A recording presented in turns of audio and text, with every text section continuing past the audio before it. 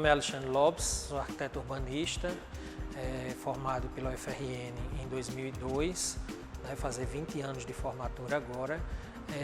Além de arquiteto, fui professor da Faculdade de Arquitetura na UNP por 5 anos e professor do IFRN até hoje. Também ocupei alguns cargos de secretaria na Prefeitura de Mossoró e com algumas experiências, tanto na vida profissional como arquiteto projetando, como também na parte de legislação urbana, né? Onde eu, nesse meu tempo de arquitetura, consegui coordenar o plano diretor e código de obras do município de Mossoró, também o plano diretor e código de obras do município de Baraúna, além de alguns, assim, funcionando como consultor de alguns outros planos diretores, como por exemplo o da UFES aqui no campus Mossoró.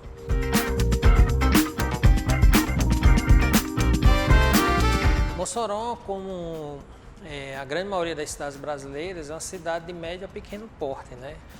No Brasil nós temos mais de 5.500 municípios, dos quais, por exemplo, Mossoró ocupa o 96º lugar de maior município do Brasil. Então, na realidade, eu costumo dizer que o Brasil é um país formado de pequenos municípios, né? Mossoró começou sua história próxima ao rio Mossoró, né? Não podia ser diferente disso, a ocupação do sertão nordestino sempre dependeu da água. Então nós temos essa ocupação ali, onde hoje tem a Catedral de Santa Luzia. No início se formou ali uma capela e existia uma fazenda, a Fazenda de Santa Luzia, onde a cidade começa a surgir dali.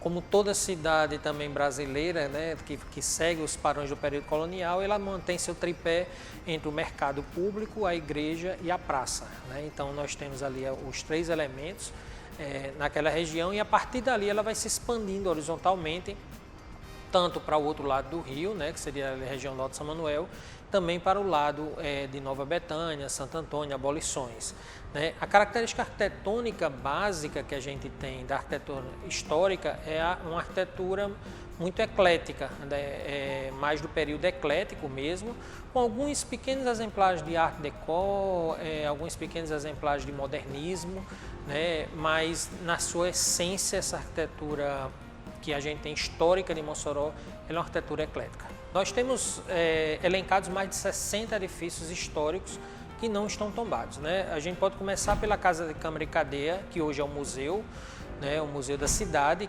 que tem uma importância histórica, não só como arquitetura, mas também na história da cidade, porque lá funcionou, por exemplo, a prisão de Jararaca, quando o bando de Lampião invadiu Mossoró. Você tem toda a questão do funcionamento da Câmara Municipal, que era lá nesse prédio. Nós temos, por exemplo, as igrejas de Mossoró, um complexo de igrejas que tem características também que merecem uma atenção especial sobre essa questão histórica.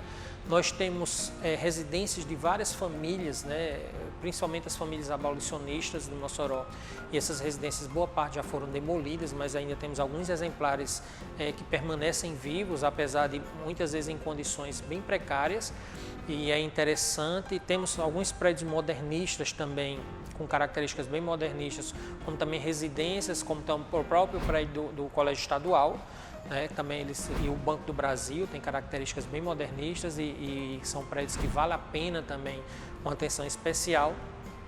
E diversas edificações que hoje pertencem ao município, como por exemplo o Palácio da Resistência, a Secretaria de Finanças, a própria Estação das Artes, né?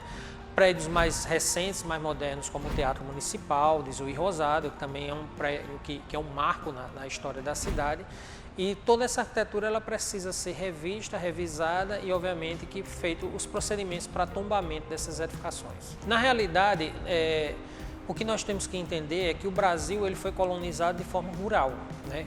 Para a gente ter ideia, a população urbana só ultrapassa a população rural no Brasil a partir da década de 60. Até então, a população rural sempre foi superior à população urbana. E muitas vezes, quando a gente fala em patrimônio, nós estamos ligados muito às cidades, o que aconteceu nas cidades, né? Principalmente nas cidades mais antigas, como Rio de Janeiro, Salvador, Olinda. Mas aí a gente tem que entender que existe o patrimônio rural, que ele é riquíssimo, né?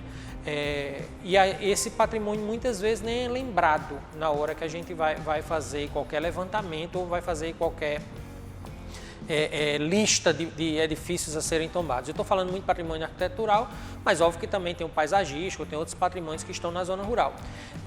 O Rio Grande do Norte, especificamente, existem dentro do Rio Grande do Norte inúmeras fazendas, né, que eram fazendas plantadoras de cana, de algodão, e que essas fazendas elas são esquecidas.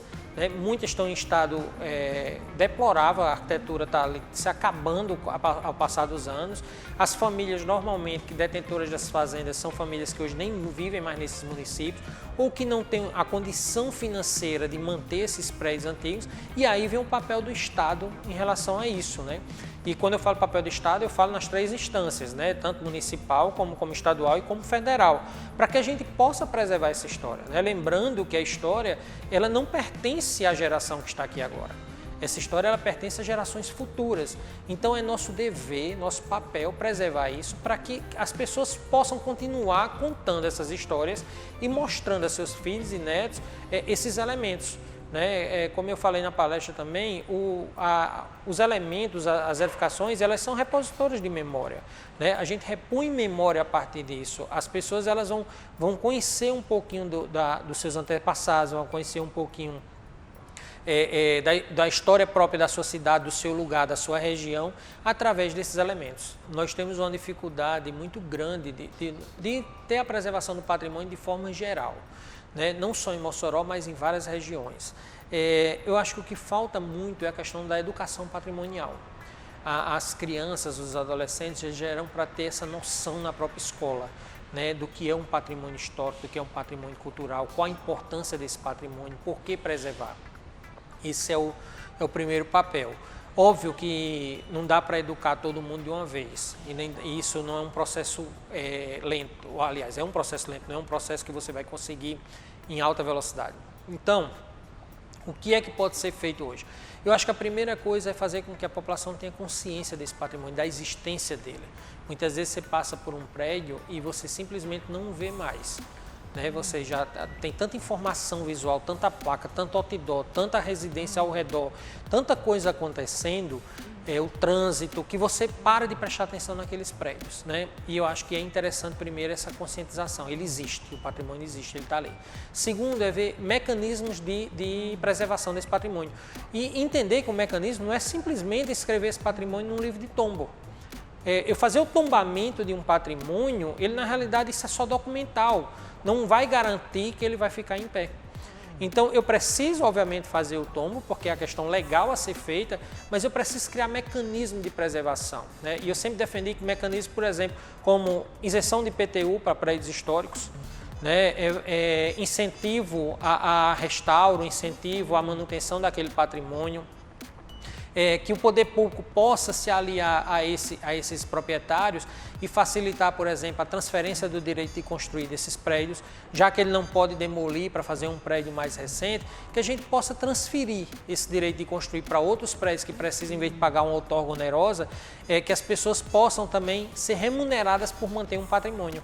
Né? Porque já que ele vai manter aquele patrimônio para uma sociedade, é interessante que ele de certa forma também seja remunerado por isso. Não com pagamento, mas com benefícios que a própria lei permite e que ele possa disso tirar, por exemplo, a manutenção daquele prédio. Eu acho que quando você pega um prédio histórico, o próprio desafio e a própria história daquele prédio já faz parte do seu projeto. Ele tem que ser parte do seu projeto. Você não pode encarar isso como um problema. Na realidade, é como uma condicionante como outra qualquer. Seja condicionante financeira, seja o programa necessidade, seja condicionante climática. Então, assim, quando eu faço um projeto em Mossoró, eu não tenho que considerar toda a questão climática de Mossoró, insolação, ventilação. Quando eu pego um prédio de patrimônio, eu tenho que considerar que aquilo também é um condicionante para mim.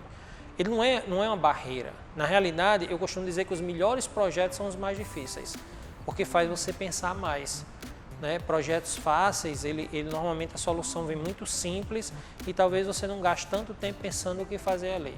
Quando eu pego um prédio histórico, que eu não posso, por exemplo, intervir na fachada, mas eu tenho que fazer um restaurante lá e esse restaurante ficar funcional, ficar agradável, eu consigo com isso ter soluções normalmente muito melhores do que se eu pegar um terreno vazio para construir um restaurante. O problema primeiro é que nós não temos ainda prédios tombados, né? Esse é um processo que está se iniciando agora e aí obviamente a questão legal não existe efetivamente. Segundo é que como você não tem essa conscientização, as pessoas muitas vezes derrubam patrimônio para fazer estacionamento, né? E aí talvez isso seja um custo muito caro para a cidade você perder um prédio histórico para fazer estacionamento, né? Até porque eu defendo aí, é uma outra linha minha de pensamento dentro da arquitetura, eu defendo que o carro não pode ser prioridade, as pessoas têm que ser prioridade. Né? Infelizmente, a gente ainda pensa muito urbanismo como o carro sendo prioridade. É tanto que quando se faz projeto de loteamento, de urbanismo, a primeira coisa, a decisão que você tem é do arruamento. Né? Porque você pensa primeiro no carro, para depois dizer assim, como é que as pessoas vão morar aqui. E aí, essa questão, eu acho que a gente tem que tentar preservar bastante esses prédios e tentar fazer com que a cidade conviva em harmonia com eles. Isso é um grande desafio, é a convivência da harmonia, do antigo e o novo. Né? Como eu mantenho essa edificação histórica, ao lado eu estou fazendo uma edificação totalmente nova, mas que eles consigam conversar sem um conflito. Né? Se a gente conseguir isso na arquitetura, a gente consegue fazer com que as pessoas convivam com as duas realidades sem problema algum. Né? Mas normalmente as pessoas confundem um prédio histórico com um prédio velho. Né? E aí talvez venha um grande problema, porque quando você fala de um prédio velho, você quer se livrar dele. Né? Se você começa a entender ele como um prédio histórico, aí você pensa em preservar. Na realidade, nós estamos iniciando esse trabalho, né, de fazer inventário, tombamento de algumas edificações. Existe hoje uma comissão que reúne a prefeitura e diversos órgãos que trabalham com essa parte patrimonial, para que a gente possa começar a fazer os primeiros tombamentos, fazer os primeiros inventários e, obviamente, pensar nas políticas de preservação. Né? O lado legal tem que estar direito, né? Então, assim, eu tenho que estar tombado para que eu pense em instrumentos que eu possa auxiliar aquele edificação, porque você não pode botar dinheiro público sem que tenha legalmente isso esteja determinado. Então, na realidade, eu acho que o primeiro passo é começar esses tombamentos, em paralelo a isso, a conscientização da população. Eu acho que cada vez mais que a gente vem discutindo patrimônio, a gente teve uma audiência na Câmara, a gente teve a palestra hoje, essa conversa que a gente está tendo, cada vez que a gente discute patrimônio, a gente abre um pouquinho dessa porta para que as pessoas possam entrar e conhecer o patrimônio. Né? E aí você começa a discussão sobre isso. Eu acho que ainda está muito retido no nível do arquiteto. Eu acho que a gente tem que abrir isso para a população. Você vê que normalmente essas discussões, o grupo praticamente todos são formados por arquitetos ou estudantes de arquitetura, um ou outro historiador que tem interesse. Mas eu acho que a gente tem que ampliar isso para as populações. Uma forma de trazer outras pessoas que não são desse meio da arquitetura, mas que possam contribuir de alguma forma nesse entendimento que o patrimônio não é do arquiteto, o patrimônio não é da prefeitura, o patrimônio não é da cidade, o patrimônio são das pessoas. Né? Que todo cidadão daquela cidade ele tem que reconhecer aquilo como patrimônio dela. O patrimônio muitas vezes ele está escondido, como eu falei, né? Diante do trânsito, diante das placas, diante dos outdoors, diante de outras edificações, ele está escondido. Então muitas vezes a gente tem que chocar, a gente tem que mostrar, pintar esse patrimônio diferente, fazer alguma intervenção, iluminar, fazer alguma coisa para que as pessoas olhem para ele. Né? E quando olham, que começa comentário, isso melhora muito. Quando eu estava na prefeitura como secretário, a gente precisou fazer uma reforma no museu. E aí o arquiteto apresentou umas cores bem diferentes, né, para a pintura do museu, e ele apresentou meio que naquele momento assim, dizendo, já que você quer fazer uma coisa diferente, vamos fazer assim. Eu disse, não, vamos fazer assim mesmo. Tal. E ele, não, e tentou recuar assim, mas, não, beleza, vamos fazer. E a gente levou para o chefe de gabinete, ele topou também. Vamos fazer diferente. E a gente pintou um museu de roxo com rosa, né? E as pessoas se chocaram com aquilo. Né? Mas se chocaram a tal ponto que as pessoas começaram a visitar o museu para ver como era dentro. Porque elas tinham a ideia de que, se fora ele está desse jeito, dentro deve ser mais gritante ainda o uso das cores.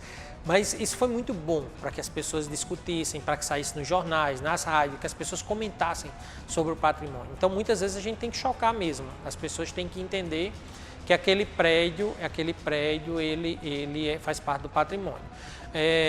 Uma vez eu até falei assim, a gente devia pintar os prédios do patrimônio todos de preto. Né? Porque aí se a gente pintasse tudo de preto, aí pode ser que as pessoas parassem e começassem a falar, né, deles, porque aí você ia ter quase como um luto por conta dessa questão histórica. né? E seria uma forma de chocar também. E a questão, às vezes, é que dentro dessa defesa do patrimônio, a gente tem que realmente fazer coisas, por exemplo, aconteceu um prédio aqui em Mossoró, uma empresa queria se instalar lá e queria derrubar aquele prédio, né? E a gente, na hora, falou o seguinte, disse, olha, não pode porque esse prédio é tombado, e o prédio não era tombado. Mas foi alternativa naquele momento para que a gente pudesse salvaguardar aquele patrimônio, né? Porque senão iam derrubar e acabou-se, depois que está no chão não tem mais recuperação. Então, muitas vezes é até no desespero da gente manter aquilo ali. Óbvio que tem os proprietários, óbvio que tem as pessoas que têm um interesse econômico naquela edificação, mas muitas vezes, então, esse fato aconteceu pelo menos 2 vezes na prefeitura, de pessoas que vieram com prédios para derrubar em Mossoró, e aí eu tive que mentir, eu tive que dizer, olha, esse prédio é tombado, não pode ser derrubado, você tem que fazer um projeto de reforma, mas mantendo as características tais, né? E nem inventário tinha, então as características foi o que veio ali na hora, na cabeça, para a gente poder manter esses prédios, né? Mas é muito mais uma atitude da gente conseguir preservar e mais na frente tentar fazer alguma ação realmente ou de recuperação, de restauro, ou simplesmente preservar mesmo aquela edificação. Na realidade, a gente tem que entender que patrimônio não tem idade.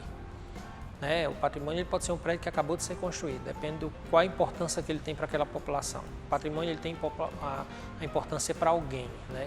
E aí esse prédio aqui, por exemplo, é um prédio que ele é marco na cidade de Mossoró. De um período de arquitetura modernista fantástica que você tem, do uso de concreto, do uso de estruturas aparentes, e que ele precisa ser preservado, ele precisa ter uso sempre. Hoje funciona com escolas, o DIRED funciona aqui, a 12º DIRED, se eu não me engano, funciona aqui, mas assim, ele nunca pode ficar sem uso, porque um prédio sem uso ele cai, ele morre. Então assim, é importante que a gente conheça essas histórias, talvez muitas vezes os alunos que estudaram aqui não sabem a história desse prédio, né? Os alunos que estudaram no Diocesano não sabem a história do prédio do Diocesano. Então é importante que essas histórias sejam contadas em sala de aula. Que os professores possam de fato transmitir isso, e esse aluno ele chega em casa e diz, pai, você sabia que aquele prédio da minha escola teve isso, isso e isso? Muitas vezes nem os pais sabem, então assim, isso é uma forma também de expandir esse conhecimento. Aquele que não conhece a sua história está condenado a repeti-la. Então as pessoas têm que entender que, óbvio que tudo é importante, tudo que você estuda, tudo que você faz é importante, mas nós só já estamos aqui hoje porque todos nós temos uma história, né? A cidade ela está aqui hoje porque ela tem uma história. As cidades que perderam as suas histórias, elas simplesmente se perdem no tempo. Eu costumo dizer que a história de uma pessoa, a história de uma cidade, a história de uma população é como uma escada. Então a sua vida, você imagina que você tem uma escada e a sua vida, a sua função é subir aquela escada. Certo? E a partir do momento em que eu pegar os primeiros degraus que eu já passei, se eu começo a derrubar esses degraus, vai ter um momento que essa escada não se sustenta, ela cai. Então, patrimônio é a mesma coisa. Se eu começo a perder a história de um povo, de uma região, começo a perder a identidade daquela população, vai chegar um momento que eu não tenho mais identidade, que a minha história foi embora. E aí, na realidade, eu não sei mais de que cultura eu venho, eu não sei mais onde é que meus pais estavam, qual foi a cidade que eles viveram, e aí eu começo a não ter mais meu lugar no mundo. Na realidade, eu fico perdido com isso.